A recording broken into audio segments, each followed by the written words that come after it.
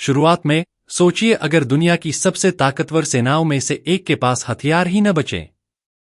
हाँ, हम रूस की बात कर रहे हैं। रूस का यूक्रेन के साथ युद्ध अब एक नए मोड़ पर आ गया है, जहां खबरें हैं कि रूस के हथियारों की कमी होती जा रही है।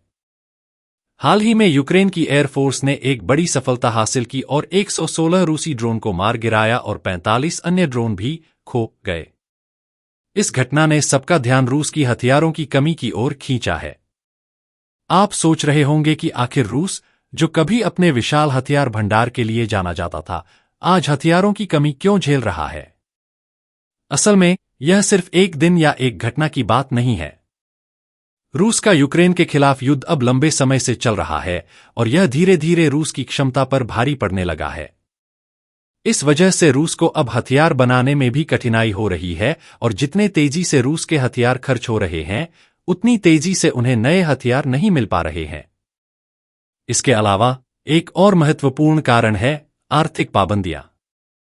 कई पश्चिमी देशों ने रूस पर कई तरह की आर्थिक पाबंदियां लगा दी हैं, जिनका असर उसकी हथियार बनाने की क्षमता पर भी पड़ा है।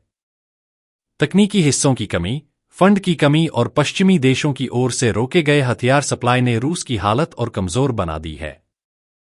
तो सवाल यह है कि क्या रूस इस स्थिति में लंबे समय तक टिक पाएगा?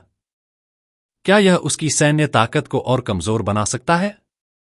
विशेषज्ञों का मानना है कि अगर स्थिति यही रही तो रूस को अपने सैनिकों और हथियारों की कमी के चलते कुछ रणनीतिक बदलाव करने पड़ सकते हैं। अगर रूस के पास हथियार नहीं बचते हैं, तो यह पूरी दुनिया के लिए एक बड़ी बात होगी।